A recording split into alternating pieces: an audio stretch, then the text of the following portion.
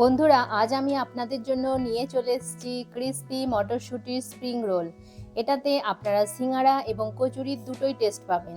2 in 1 নাস্তা, যেটা খুবই তাড়াতাড়ি তৈরি হয়ে যাবে এবং সপ্তাহভর আপনারা এটা স্টোর করে রাখতে পারবেন।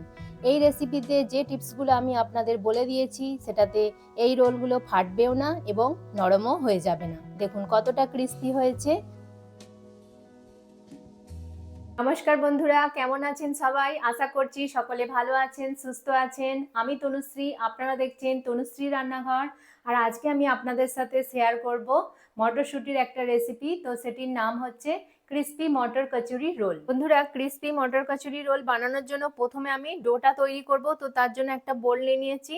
তার মধ্যে দেখুন আমি কাঁচের বাটির 1 বাটি মাপে আটা নিয়েছি। এটা আমি আটা দিয়ে তৈরি করব। তো দেখুন এখানে আটাটা দিয়ে দিলাম। আটা আমি যতটা নিয়েছি তার 1/4 ভাগ আমি সুজি দিয়ে দেব। স্বাদ অনুযায়ী লবণ দিয়ে দিচ্ছি এখানে। শুকনো উপকরণগুলোকে আগে একবার ভালো করে আমি মিশিয়ে নেব।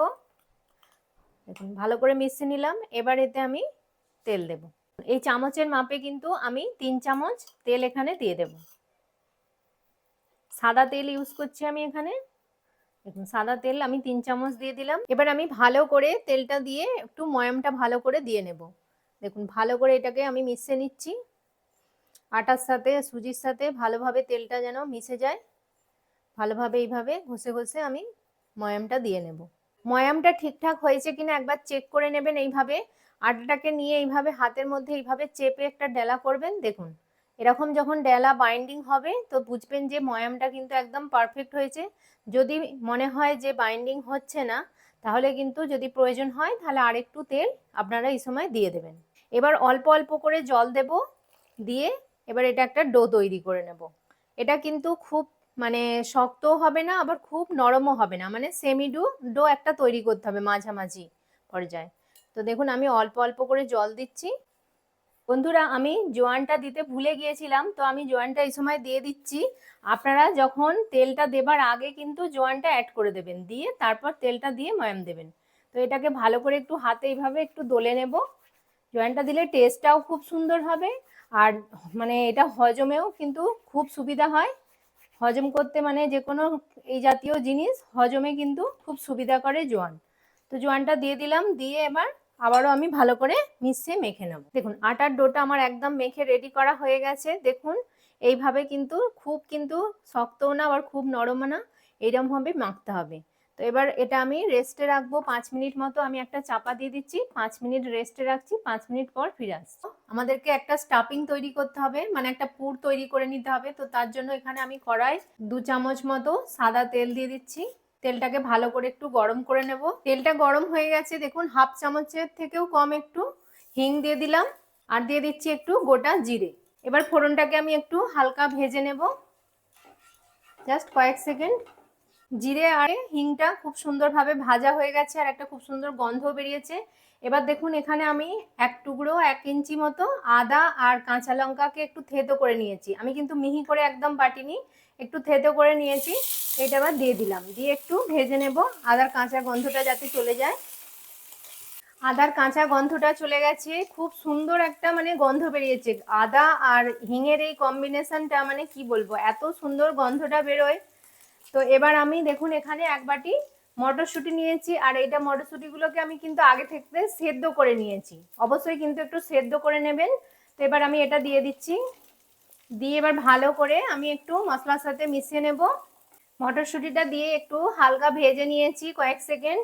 এবার এর মধ্যে দিয়ে দেব আলু সেদ্ধ। দেখুন আমি এখানে 2টো মিডিয়াম সাইজের আলুকে সেদ্ধ করে আগে থাকতে গ্রেট করে রেখেছি। তো এটা এবার দিয়ে দিচ্ছি। আপনারা যে পরিমাণে বানাতে চাইবেন সেই অনুযায়ী কড়াইটা আর আলুটা পরিমাণ বুঝে দিয়ে দেবেন। এবার ভালো করে এটা একটু মিশিয়ে নেব। এবার এতে আমি এক এক করে কিছুটা গুঁড়ো মশলা অ্যাড করে দেবো। প্রথমে আমি হলুদ গুঁড়ো দিয়ে দিচ্ছি 1 চামচ, দিয়ে দিচ্ছি 1 চামচ লাল লঙ্কার গুঁড়ো, দিয়ে দেবো 1 চামচ ধনের গুঁড়ো আর 1/2 চামচ জিরের গুঁড়ো দিয়ে দিচ্ছি। 1 চামচ আমচুর পাউডার দিয়ে দিচ্ছি। আপনাদের কাছে যদি আমচুর পাউডারটা না থাকে হাতের কাছে, তো আপনারা চাট মশলাও দিয়ে দিতে পারেন। এবার সব মশলাগুলোকে ভালো করে মিশিয়ে নেব, আলু আর মটরের সাথে মিশিয়ে ভালো করে একটু কষিয়ে নেব। দেখুন এইভাবে সব মশলাগুলোকে আমি মিশিয়ে দিচ্ছি। এইভাবে স্প্যাচুলা দিয়ে একটু এইভাবে প্রেস করে করে একটু সব মশলাগুলো ভালো করে মিশিয়ে নিতে হবে। সব মশলাটা দেখুন ভালোভাবে আমার মেশানো হয়ে গেছে। তো এবার আমি এতে স্বাদ অনুযায়ী লবণটা অ্যাড করে দিচ্ছি। লবণটা অ্যাড করার পর লবণটাকে দিয়ে ভালো করে আমি মিশিয়ে নেব। নিয়ে এবার যদি আপনাদের কাছে মানে সবজি স্ম্যাশার থাকে তো ম্যাশার দিয়ে ম্যাশ করে নিতে পারেন। আমার কাছে যেহেতু নেই তো আমি এরকম ডালের কাঁটা আছে, এই ডালের কাঁটাটা দিয়ে এবার এটাকে একটু ম্যাশ করে দেবো। এইভাবে চেপে চেপে আমি ম্যাশ করে দিচ্ছি। কড়াইটা ভালোভাবে দেখুন আলুর সাথে ভালো করে কিন্তু ম্যাশ করে নিয়েছি। এবার এতে আমি দিয়ে দিচ্ছি 1/2 চামচ গরম মশলার গুঁড়ো। লাস্টে দিয়ে দেবো একটু ধনেপাতা কুচি।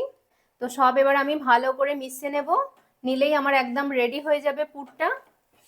সব ভালো করে মিশিয়ে নিলাম, একদম পুর আমার রেডি। আমি গ্যাসের ফ্লেমটা এবার অফ করে দিচ্ছি, দিয়ে এবার এটা একটা পাত্রে ঢেলে নেব। পুরটা দেখুন আমি একটা বাটির মধ্যে ঢেলে নিয়েছি। এবার পুরটাকে একটু ভালো করে ঠান্ডা করে নিতে হবে, তারপর এটা থেকে আমি রোলগুলো তৈরি করব। তো ততক্ষণে এবার আমি দেখি আটাটা আমার রেস্ট হয়ে গেছে। আটার ডোটা দেখি কতটা হয়েছে। দেখুন খুব সুন্দরভাবে এটা কিন্তু সেট হয়ে গেছে। এটাকে আরেকটু ভালো করে মেখে নেব। দেখুন আমি এখানে 4টে লেচি কেটে নিয়েছি, নিয়ে লেচিটা পাকিয়ে নিয়েছি। এরকম কিন্তু বড় বড় সাইজের কিন্তু লেচিগুলো কাটতে হবে। দেখুন কতটা বড় সাইজের কেটেছি। দেখুন এরকম বড় সাইজের কেটে নিতে হবে। এতক্ষণে পুরটা এবার আমার ঠান্ডা হয়ে গেছে। এবার এই পুরটা থেকে আমি ছোট ছোট রোল মতো তৈরি করে নেব। দেখুন এখান থেকে এরকম ছোট ছোট অংশ আমি নিয়ে নিলাম পুরের। নিয়ে এবার এটাকে হাত দিয়ে এরকম ভাবে চেপে এরকম একটু লম্বা শেপ দিয়ে রোল মতো করে নেব। দেখুন ঠিক এরকম লম্বা লম্বা মতো এরকম ছোট ছোট রোল মতো তৈরি করে নেব সব পুরটার থেকে। দেখুন সব রোলগুলো আমি তৈরি করে নিয়েছি। আমার পুরটা থেকে দেখুন এতগুলো রোল তৈরি হয়েছে।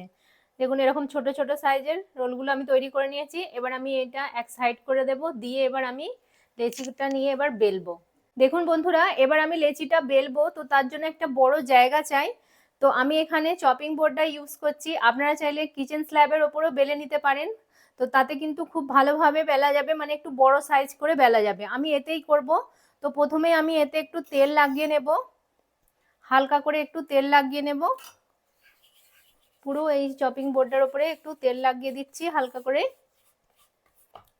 এবার লেচিটা একটু চেপে বড় করে নিচ্ছি, নিয়ে এবার বেলবো। একটু বড় সাইজ করেই বেলতে হবে, খুব পাতলাও না আবার খুব মোটাও না, সেরকম একটা বুঝে বেলতে হবে এটাকে। দেখুন এটা আমার বেলা হয়ে গেছে, আমি কিরকম ভাবে বেলেছি দেখাচ্ছি। দেখুন দেখে আশা করি বুঝতে পারছেন, খুব মোটাও না আবার খুব পাতলাও না। তো এবার আমি এই চারদিকটা একটু মানে গোল যে অংশগুলো আছে একটু বাদ দিয়ে দেবো কেটে, দিয়ে এবার সমান করে নেব। প্রথমে আমি এইভাবে একটু কেটে নিচ্ছি সাইডগুলো।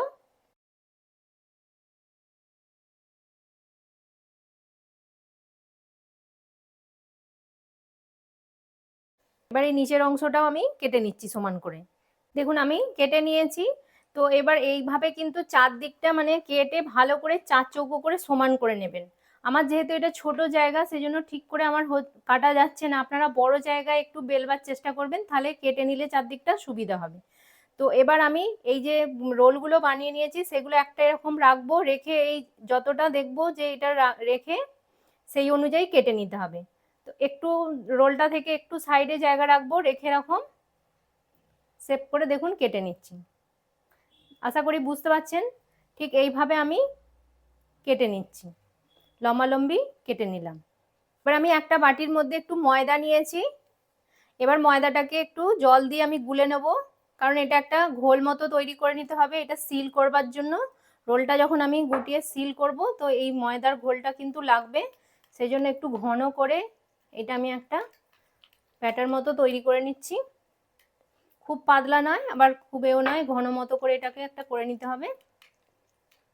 দেখুন এইভাবে গুলিয়ে আমি একটা ঘোল তৈরি করে নিলাম। এবার আমি রোলটা তৈরি করে নেব। তো দেখুন এখানে একদম যে লাস্ট যে এখানটা সেন্টারটা আছে এখানে রেখেছি রোলটা। এবার আস্তে আস্তে এইভাবে এটাকে দিয়ে এইভাবে আঙুল দিয়ে দিয়ে প্রেস করে করে দেখুন এইভাবে রোলটা তৈরি করে নিতে হবে, একদম টাইট করে রোলটা এইভাবে। আর লাস্টের যে অংশটা আছে এখানে যে ময়দার ঘোলটা তৈরি করলাম সেটা একটু এখানে লাগিয়ে দিতে হবে, হালকা করে এরকম লাগিয়ে দিলাম। তাহলে কি হবে, এটা ভালোভাবে সিল হয়ে যাবে, খুলে যাবে না, এটা কোনো খুলে যাওয়ার চান্স থাকবে না। এইভাবে সিল করে দিলাম। দেখুন তৈরি হয়ে গেল আমার একটা রোল। ঠিক বাকিগুলো আমি এইভাবে তৈরি করে নেব। বন্ধুরা, আরেকটা আমি আপনাদেরকে তৈরি করে দেখাচ্ছি। তো আশা করছি আপনারা বুঝতে পারবেন, খুবই সহজ বানানো। দেখুন এখানে একদম লাস্ট যে সেন্টারটা আছে এখানে আমি এই রোলের এটা রেখেছি। এবার এইটাকে ধরে দেখুন এইভাবে ঘুরিয়ে ঘুরিয়ে, এবার আঙুল দিয়ে খালি জাস্ট এইভাবে ঘুরিয়ে দিলেই কিন্তু এটা রোলটা খুব সুন্দরভাবে হয়ে যাবে। আর একদম টাইট করে একটু মানে চেপে চেপে রোলটাকে ভালো করে ঘোরাতে হবে। আর লাস্টের যে অংশটা আছে এখানে এই ময়দার ঘোলটা হালকা করে একটু লাগিয়ে দেবেন, দিলেই কিন্তু এটা খুব সুন্দরভাবে সিল হয়ে যাবে। তাহলে আর কোনো কিছু পুরটা বেরিয়ে যাবে না, একদম খুব সুন্দরভাবে রোলটা থাকবে। তো দেখুন আমার এটা তৈরি হয়ে গেছে, আশা করছি দেখে বুঝতে পারছেন। দেখুন বন্ধুরা, সব মটর কচুরি রোলগুলো আমার তৈরি করা হয়ে গেছে। তো এবার আমি এগুলোকে ফ্রাই করব। তো তার জন্য আমি একটা কড়াই সাদা তেল গরম হবার জন্য বসিয়ে দিয়েছি।